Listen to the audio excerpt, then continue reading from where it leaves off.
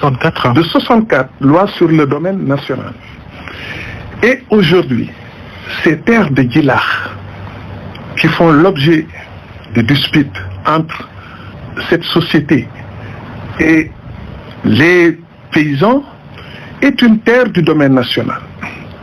Toute personne qui désire exploiter une terre du domaine national doit pouvoir remplir un certain nombre de formalités, à savoir, à l'époque, un conseil rural en place faisait obtenir des délibérations aux personnes concernées. C'est ce que la Sedima a dû faire pour avoir une délibération portant sur 300 hectares. Sur les 300 hectares, aujourd'hui, on se retrouve avec 225 hectares. Pourquoi? Parce que simplement, le conseil rural de Sindia, à l'époque, a délibéré sur un objet inexistant.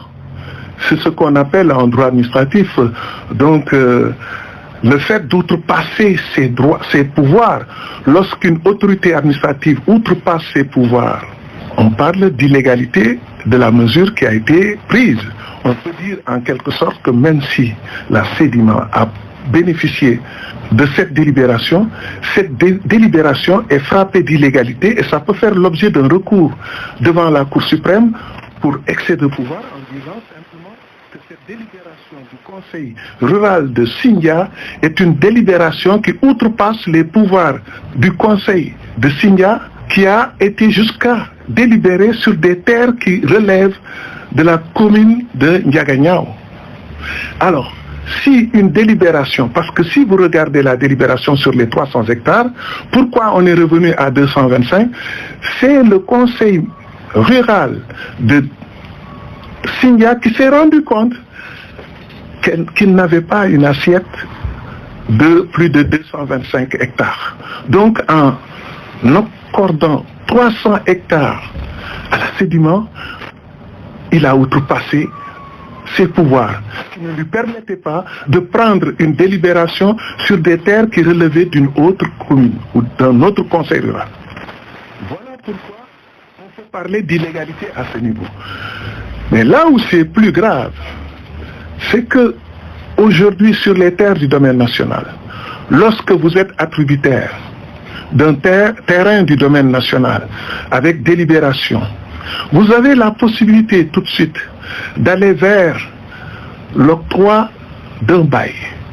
Parce que vous n'avez qu'un droit d'usage sur cette terre, vous n'avez pas un droit de propriété. C'est là où il faut comprendre la chose. Il n'existe qu'un droit d'usage dans le cas d'espèce et non pas un droit de propriété.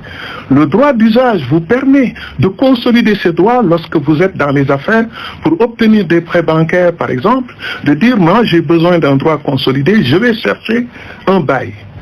En allant chercher le bail, effectivement, vous allez payer des droits, le bail est inscrit à votre nom et vous continuez d'user du droit d'usage et non pas d'un droit de propriété.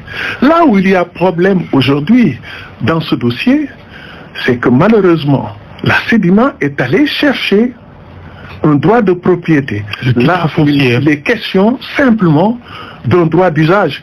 Et c'est la raison pour laquelle le conseil rural de Sindia qui avait délibéré avait posé des conditions, avait estimé que l'investissement était rentable pour eux, pour Guilard et pour le Sindia, et qu'il fallait que la Sedima respecte un certain nombre d'obligations, notamment le transfert du siège sur place, les routes, l'électricité, etc. J'ai entendu le directeur de Sedima dire que j'étais voir le PDG pour obtenir une route. Mais non, dans ce qui a été dit dans la délibération, c'est la société même qui se charge d'édifier donc ces constructions, de faire le nécessaire et non pas de se rabattre sur l'État. Mais plus grave aussi dans cette affaire, lorsque le directeur de Sedima nous dit, M. Ngom, que j'avais un droit au bail. Je ne me suis pas arrêté sur le droit au bail qui me coûtait 30 millions par mois. Et j'ai trouvé que c'était élevé et dur à supporter. J'ai préféré aller cherché un titre foncier et j'ai demandé à l'État de me le vendre. Il se garde de vous dire à quel prix il l'a acheté. Ce que l'État d'ailleurs ne peut pas faire. Parce que l'État ne peut pas céder un terrain qui a été déclassifié par décret pour intégrer le domaine privé de l'État. Nous avons reçu sur nos antennes un responsable du groupe Sedima qui dit que toutes les dépenses effectuées pour l'obtention de ce titre foncier, quand on ajoute les travaux de terrassement, ça n'a pas coûté plus de 500 millions de francs CFA. Oui, mais vous avez suivi vous-même les propres déclarations. Beaucoup ont jugé que c'était déjà très dérisoire pour un titre foncier de cette dimension. Non, mais je vais même plus loin. Je vais plus loin.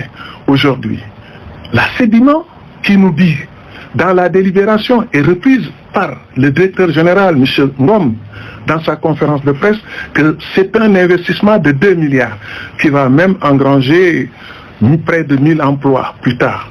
2 milliards. Mais M. Ngom oublie qu'il a 225 hectares. Ça veut dire quoi? 225 hectares, vous remettez ça à n'importe quel cadre de Djilakh. Il se présente auprès d'un banquier avisé, alors il obtient le financement, et plus que le financement.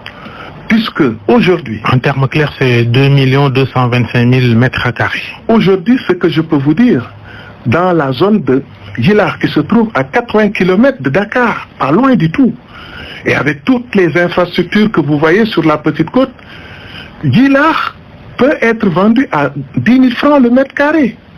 10 000 francs le mètre carré, avec 225 hectares, vous avez 22 milliards 250 millions. Quelqu'un qui nous dit, pour investir 2 milliards dans un village, il a obtenu un titre foncier d'une valeur de 22 milliards 250 à raison de 10 000 francs le mètre carré. On pouvait être même plus gentil en lui accordant 5 000 francs le mètre carré et on serait à 12 milliards 125 millions. Pour quelqu'un qui n'investit que 2 milliards, alors qui va se retrouver avec un patrimoine dans ses immobilisations, dans l'actif de la société, avec un patrimoine supérieur à son capital aussi qui fait 2 milliards. Le capital de la Sedima fait 2 milliards. Parce qu'aujourd'hui, ce qu'il faut éviter, au-delà de l'affaire Sedima, c'est de permettre l'enrichissement sans cause.